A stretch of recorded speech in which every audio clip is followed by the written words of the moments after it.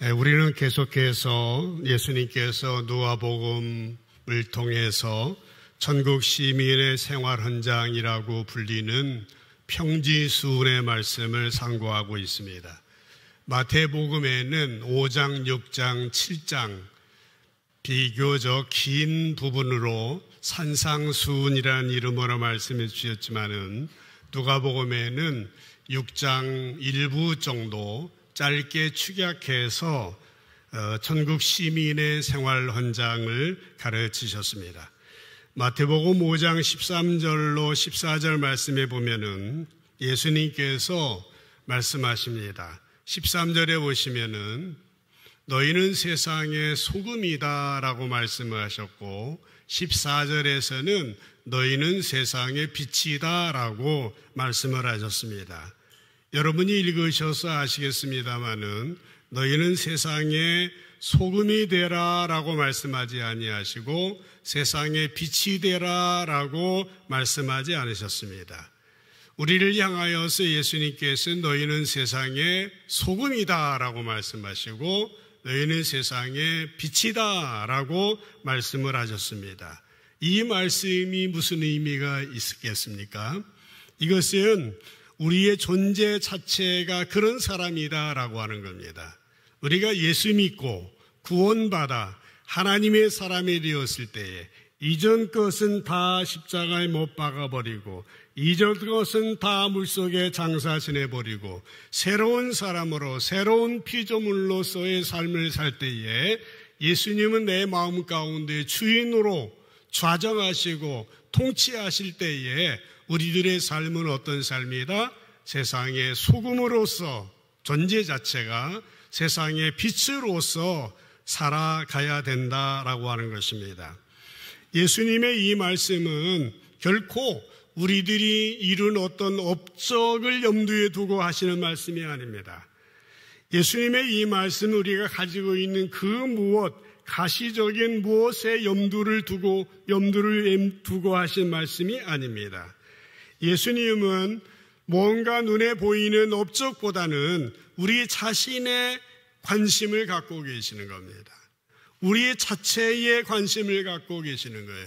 우리가 어떤 사람이냐라고 하는 데에 예수님은 각 마음을 갖고 계시는 겁니다. 그래서 우리를 향하여 너희는 세상의 소금이라고 세상의 빛이라고 말씀을 하고 계시는 거예요. 그러나 그럼에도 불구하고 우리들은 어떠합니까? 우리들 대부분은 우리 자신의 존재를 눈에 보이는 무엇으로 증명하려고 합니다. 우리는 우리 자신의 존재를 손에 들고 있는 무엇으로, 내가 이룬 업적으로, 내가 이룬 어떤 실적과 지위로, 명예로, 권세로 그 내 신앙을 증명하려고 한다라고 하는 겁니다. 이것은 신앙생활의 본질이 아닌 것입니다. 이것은 우리의 신앙생활 가운데서 꼭 교정받아야 될 부분이라고 하는 것입니다. 물론 우리가 예수를 잘 믿어서 공부도 잘하고 수입도 늘어나고 안정된 위치에 도달하여 영향력 있는 삶을 살아야 하는 것은 당연한 일입니다. 우리는 신앙인으로서 이 사회에서 살아나갈 때에 이 사회 속에 선한 영향력을 드러내는 능력을 발휘해야 하는 겁니다. 그때에 하나님의 영광 받으시고 주님의 나라가 확장되어지는 것입니다. 그러나 중요한 것은 뭐냐? 우리가 어떤 사람이냐라고 하는 겁니다. 우리의 신앙의 본질은 우리의 내면에 대한 우리의 성품에, 우리의 인격에 대한 관심이 우선 되어져야 한다고 하는 겁니다. 그래서 우리의 신앙생활은 눈에 보이는 거 물론 중요합니다만은 더 중요한 것은 내가 어떤 사람이냐, 어떤 마음 가지고, 어떤 생각을 가지고, 어떤 성품을 가진 사람이냐라고 하는 데에 더 중요하다라고 하는 겁니다. 그래서 우리의 신앙의 본질은 우선순위를 제대로 정립을 해야 됩니다. 그래야 건강한 신앙이 되는 거예요. 앞뒤가 어긋나면 안 됩니다. 서로가 바뀌면 안 되는 거예요. 지난주일에도 말씀 나눴죠? 마태복음 6장 33절에 보면은 먼저 그의 나라와 그의 의를 구하라 말씀하셨습니다. 먼저 구할 것이 있다라고 그래요. 그리하면 어떻게 하십니까? 이 모든 것을 너희에게 도와주시겠다고 그래요. 그렇게 말씀을 하고 있는 것입니다. 그렇습니다. 우리는 신앙인으로서 먼저 구할 것을 먼저 구하고 그 다음의 부분은 하나님의 인도하심에 맡기고 기다릴 줄 알아야 됩니다. 그래서 우리의 한자 성어에도 진인사대천명이라는 말이 있는 것입니다. 우리는 결코 뒷부분이 우선 되어서는 안 됩니다. 뒷부분이 목표가 되어서는 안 됩니다.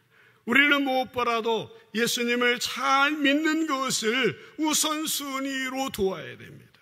먼저 주님의 나라를 구하고 먼저 주님의 의를 구해야 된다는 겁니다.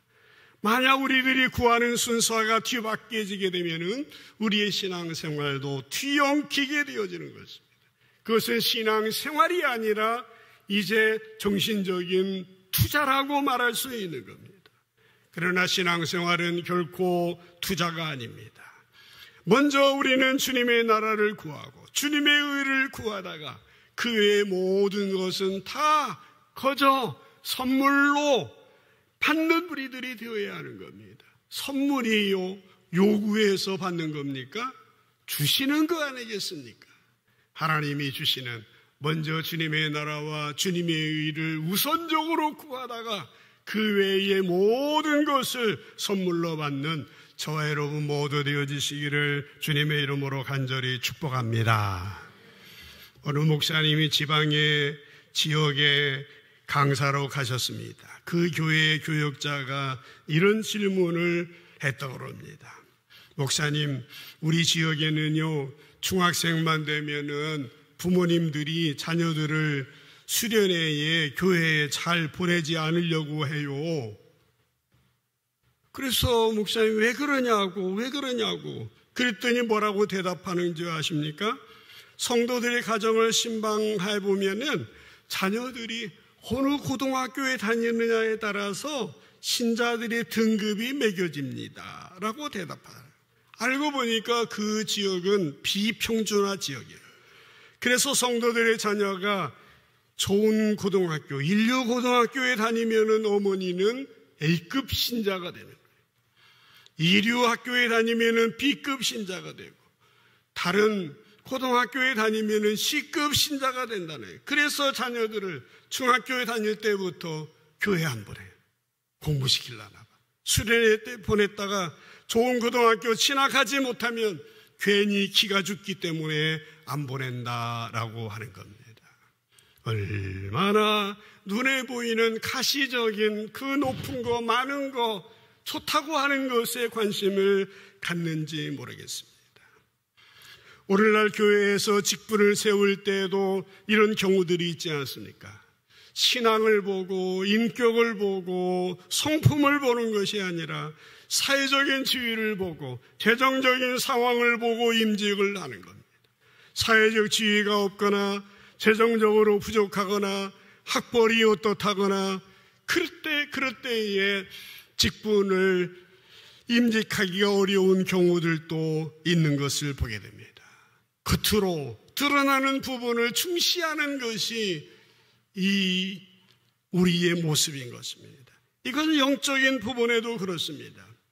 과거에 부흥회가 많이 있었습니다. 부흥사 목사님들이 은혜로운 메시지를 주십니다마는 대부분이 성령 받고 축복받아라, 방언의 은사를 받아서 신앙생활을 더 열심히 해야 한다, 이런 말들을 많이 하십니다.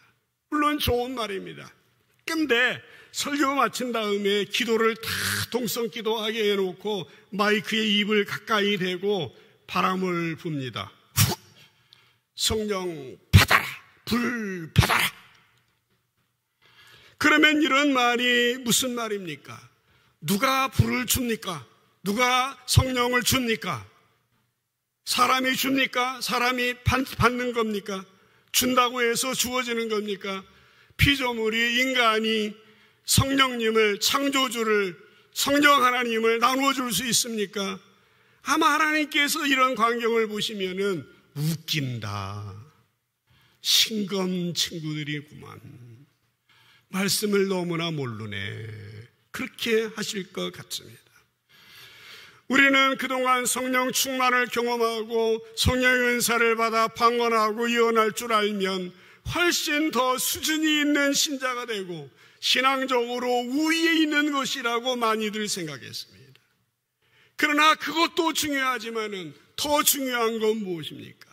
그 사람이 어떤 사람이냐, 어떤 성품을 가졌냐, 어떤 인격을 가졌냐, 어떤 마음을 가졌냐, 그분에게 정말 성령의 열매가 있느냐, 사랑하는 마음이 있느냐, 온유한 마음이 있느냐, 인내하고 절제하고 그런 마음이 있느냐가 더 중요한 거 아니겠습니까? 여러분, 우리가 하나님 앞에서 더 신실하게 살기 위해서 몸부림치다가 성령의 은사를 경험하는 것은 너무나도 중요한 일입니다. 그러나 어떤 은사를 받는 것이 나를 드러내고 내 신앙의 우월함을 드러내는 것이라고 생각한다면 본말이 전도가 된 거예요. 순서가 뒤바뀌어진 것입니다. 여러분, 많은 성도들이 가장 중요한 하나님은 필요로 하지 않으면서 하나님이 주시는 능력에만 관심을 갖고 있다고 한다면 하나님의 마음이 아프신 겁니다. 그러니까 하나님 자신보다도 하나님의 손에 든 것에 더만 관심을 갖고 하나님께서 해 주실 수 있는 것에 관심을 갖는다면 이런 신앙은 건강한 신앙인이라고 말하기가 어렵다라고 하는 것입니다. 예수님은 오늘 본문과 비슷한 말씀을 마태복음 7장 22절 23절에서 해주셨어요. 보세요. 그날에 많은 사람이 나더러 이르되, 주님이 예수님 보고 말했어요. 주여 주여, 우리가 주님의 이름으로 선지자 노릇을 하고요, 주님의 이름으로 귀신도 쫓아내고요, 주님의 이름으로 많은 권능을 행하지 않았습니까? 라고 말을 했어요. 23절에 그때에 내가 그들에게 밝히 말하되 내가 너희를 몰라, 내가 너희를 도무지 알지 못한다, 불법을 행하는 자들아 내게서 떠나가라, 그렇게 말씀을 하셨다. 여러분, 선지자 노릇을 하고 귀신을 쫓아내고 권능을 행하는 것, 여러분 얼마나 중요한 일입니까? 선지자 노릇한다는 것은 목사 일하는 거예요. 설교하는 거예요. 말씀 전하는 거예요. 귀신을 쫓아내고 능력을 행하는 것, 여러분 엄청나게 중요한 부분이에요.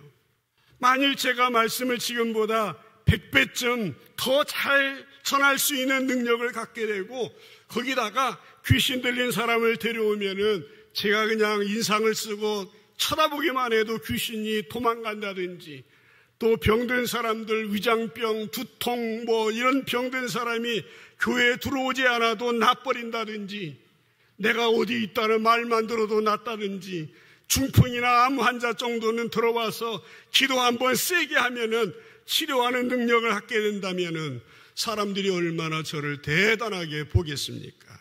그런데 오늘 주님께서는 뭐라고 말했습니까? 예수님은 그런 사람을 향하여서 내가 너희를 도무지 알지 못하니 내게서 떠나라 했습니다. 왜요? 능력은 있는데 내면이 아니라는 거예요. 인격이 아니다라고 하는 겁니다.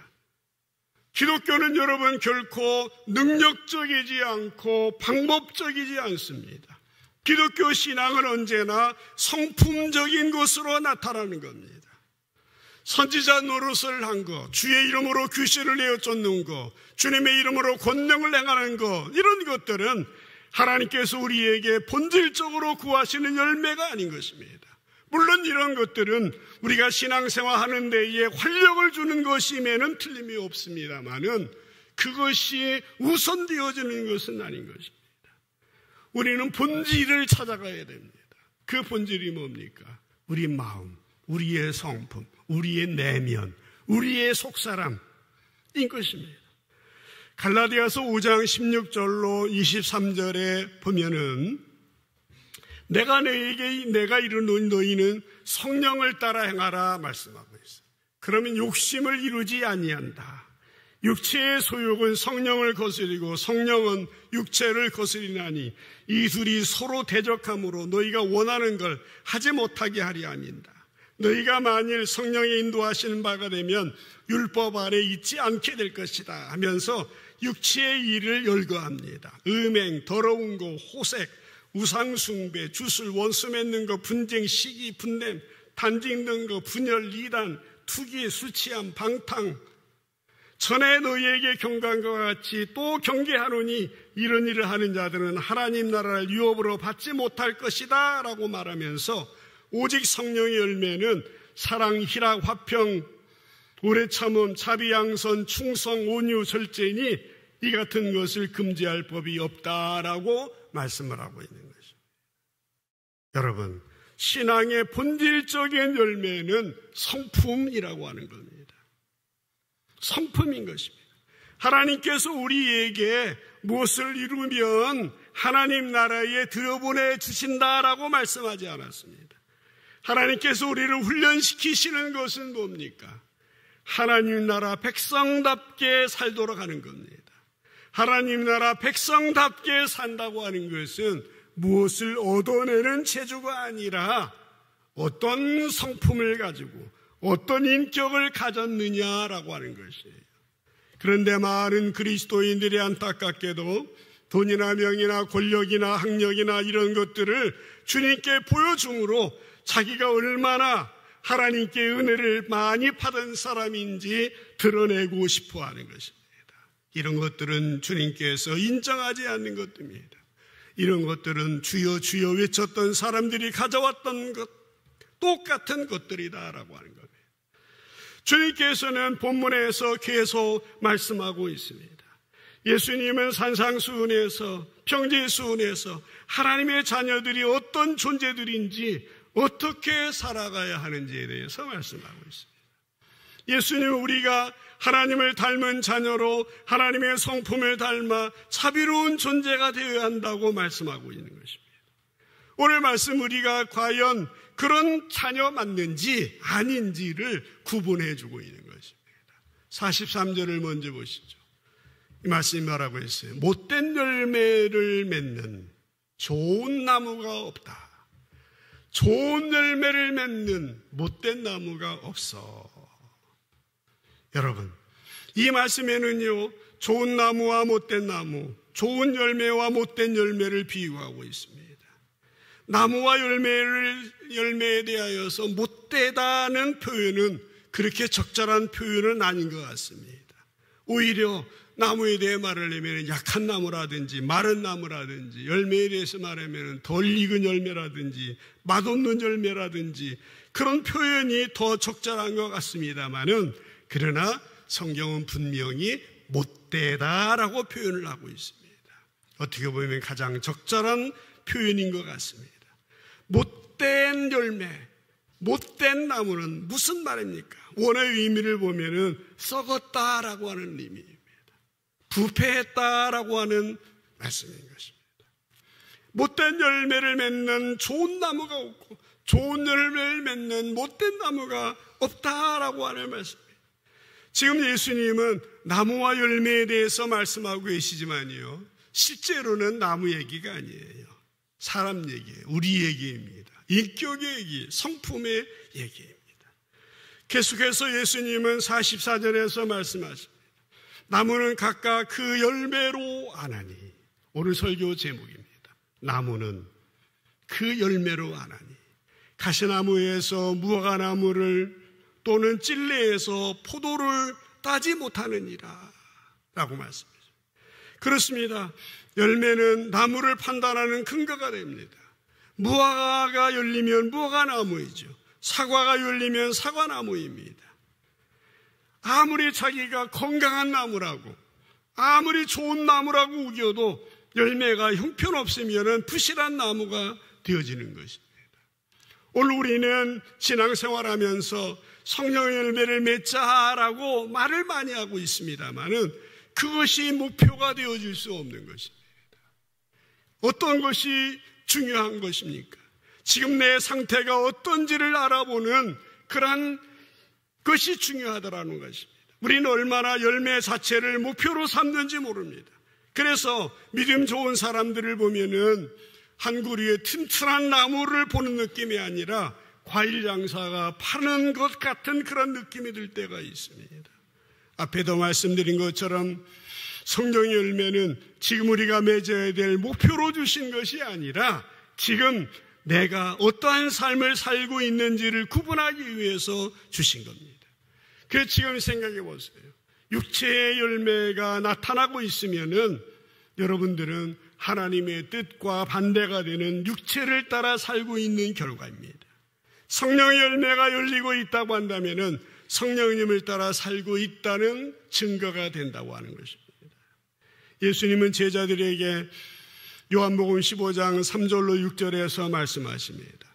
너희는 내가 일러준 말로 이미 깨끗하여졌으니 내 안에 거하라. 나도 너희 안에 거하리라. 가지가 포도나무에 붙어 있지 아니하면 스스로 열매를 맺을 수 없는 같이 너희도 내 안에 있지 아니하면 그러하리라. 나는 포도나무요 너희는 가지니 그가 내 안에 내가 그 안에 있으면 사람이 열매를 많이 맺나니 나를 떠나서는 너희가 아무것도 할 수 없다. 사람이 내 안에 거하지 않으면 가지처럼 버려져 마르나니 사람들이 그것을 모아다가 불에 던져 사른다라고 말씀하고 있습니다. 이 말씀을 뭘 말하고 있습니까? 열매 맺기 캠페인을 하라고 주신 말씀이 아니라 열매를 맺고 있으면은 예수님 안에 또 예수님께 붙어 있는 것이고 열매를 맺지 못하면 예수님과 상관없는 삶을 살고 있다는 표시다라는 말씀인 것입니다. 그러므로 우리가 꼭 한 가지 기억해야 될 것이 있습니다. 그것은 우리의 신앙의 열매는 언제나 생명을 통해서 맺어질 수 있다고 하는 것입니다. 사람의 기술이나 인간적인 방법으로 맺어지는 게 아닙니다. 사람의 기술이나 방법으로 맺어지는 것은 제품이에요, 제품. 그러나 열매는 그게 아닙니다. 목수는 자기의 기술로 책상도 만들고 가구도 만듭니다. 그러나 그런 것들을 열매라고 하지 않습니다. 제품이라고 말합니다. 그러나 유실수는 생명을 통해서 열매를 맺는 겁니다. 시편 127편 3절에 보면은 보라 자식들은 여호와의 기업이요 태의 열매는 그의 상급이로다 말씀하고 있습니다. 왜 이렇게 말합니까? 엄마가 10개월 동안 아기에게 생명을 공급해 주었기 때문에 그러한 것입니다. 몇 년 전에 미국에서 한 여성이 이웃집에 임산부의 아기를 훔치는 아주 끔찍한 사건이 일어났습니다. 이 사건은 사소한 거짓말로부터 시작이 됩니다. 이 여인의 이름이 미셸이라는 여인인데 교도소에서 간수였던 남편과 만나서 결혼을 했습니다. 3년 동안 아이가 없어요. 동네 사람들이 자기를 뚱보라고 놀리자 자기는 뚱보가 아니라 임신한 거다라고 거짓말을 하기 시작했습니다. 동네 사람들이 믿지 않자 사실인 것처럼 속이기 위해서 이웃의 출산 예정이었던 여인을 납치해서 살해를 합니다. 그 아이를 꺼내가지고 남편과 동네 사람들에게 방금 출산한 것처럼 속이고 출산 파티까지 벌여요. 그러나 결국 이 여인이 꼬리가 잡히게 되고 경찰 조사에서 부인하다가 자살로 생을 마감하고 말았습니다. 이 여인에게 그 아이는 제품이 될 수 있을지 몰라도 결코 열매가 아닙니다. 만약 들키지 않았다 할지라도 얼마나 마음이 힘들었겠습니까? 평생 죄책감에 시달렸을 겁니다. 우리의 신앙생활도 그러합니다. 자신의 나무에서 맺지 않는 것을 맺은 것처럼 흉내낸다고 하는 것은 불편하기 짝이 없습니다. 그걸 유지하려면 어떻게 해야 돼요? 가면을 써야 되겠죠. 위서를 떨고 외식을 해야 합니다. 그러나 그렇게 해서는 온전한 신앙인으로 성숙해 갈 수 없는 겁니다. 그래서 예수님은 45절 마지막 절에서 이렇게 말씀하셨습니다. 선한 사람은 마음에 쌓은 선에서 선을 내고 악한 사람은 그 쌓은 악에서 악을 내나니 이는 마음에 가득한 것을 입으로 말함이니라 라고 말씀하고 있는 것입니다. 입에서 나오는 것이 그 사람 속에 무엇이 있는지를 판별할 수 있다는 중요한 잣대가 된다라고 하는 것입니다. 그 사람이 어떤 표정을 짓고 그 사람이 어떤 행동을 하고 그 사람이 어떤 말을 하는지가 중요하다라고 하는 겁니다. 우리는 종종 이런 말을 듣습니다. 저 사람 말과 행동이 좀 그렇지 속은 착해. 말과 행동은 거칠고 좀 거시기에도 속은 착해. 그런 말을 합니다. 9시 예배 때 그 말을 어떤 분이 끄떡끄떡해서 왜 끄떡이냐고, 그게 사실 아니라고 제가 나무랬습니다만 다행히 11시 예배 때는 끄떡끄떡 안 하셔서. 말과 행동이 좀 거칠어서 그렇지 속은 착하다? 아닙니다. 진짜 아니에요. 그 사람이 속도 거시기한 거예요. 그 사람 속도 거친 겁니다. 수도관이 낡아서 녹물이 줄줄 나오고 있는 집이 있다고 하세요. 그 집 주인이 맑은 물을 먹겠다고 정수기를 설치하겠다고 그러면은 좋은 생각이라고 동의해 주시겠습니까? 수도관을 갈든지 최소한 수도관을 청소해야 한다고 말해야 되지 않겠습니까? 예수님이 하신 말씀이 바로 이 말씀인 것입니다. 지금 너의 삶의 수도꼭지에서 녹물이 나고 있는데 내 삶의 수도관이 낡았다는 증거라고 하는 겁니다. 이런 데서 맑은 물 만들기 캠페인을 벌이지 말고 녹물에다가 보리차 섞어놓고 녹물이 아닌 척하지 말고 수도관을 바꾸라라고 하는 말씀이 오늘 주님이 산상수훈의 말씀에서 우리에게 주신 메시지라는 겁니다. 저는 목회를 46년 했더라고요. 삼성제일교회에서 22년 목회를 했는데 제가 삼성제일교회에 올 때쯤에 박사 논문을 썼어요. 그 전에 다 투자를 해놨는데 삼성제일교회에 와서 박사가 됐어요. 그때부터 제 목회의 가장 모토가 되고 중심이 되는 성경 구절이 산상수훈의 마태복음 5장 48절의 말씀이에요. 화면에 나와요. 그러므로 하늘에 계신 너희 아버지 온전하신 것 같이 너희도 온전하라. 이 말을 들을 때 처음에는 기가 질렸습니다. 어떻게 이 세상에서 온전하게 사냐고. 죽어서 천국 가서 그렇게 하라는 말이겠지. 보니까 천국 시민의 생활 현장이래요. 이 땅에서 온전함과 같이 살아라.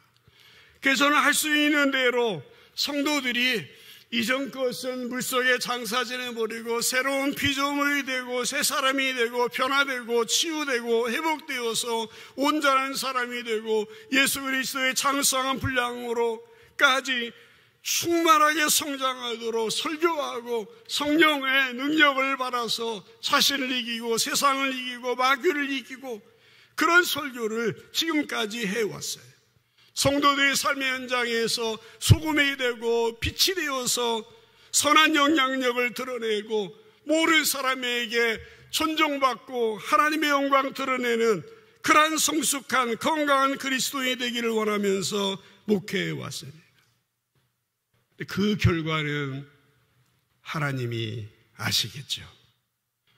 여러 가지 면에서 부족한 저희지만 그래도 깜냥 그래도 애를 써서 여기까지 왔습니다. 여러분, 한번 말씀 앞에서 나의 삶을 비춰보시기 바랍니다. 우리의 삶은 먼저 주님의 나라와 주님의 의를 구하고 있습니까? 먼저 우리의 속사람, 우리의 내면, 우리의 성품, 우리의 인격이 예수님의 모습을 닮아가고 있는지 그 일에 전심전력하고 있는지 한번 생각해 보십시오. 지난 주일에 우리 2년 선배 목사님인데 80이 넘었어요. 은퇴한 원로 목사님인데 그 지방의 어느 요양원에서 봉사를 했어요. 몸이 불편한 분들을 만나서 복음을 전하고 교회 가자고 하니까 의외로 전도가 잘 되는 거예요.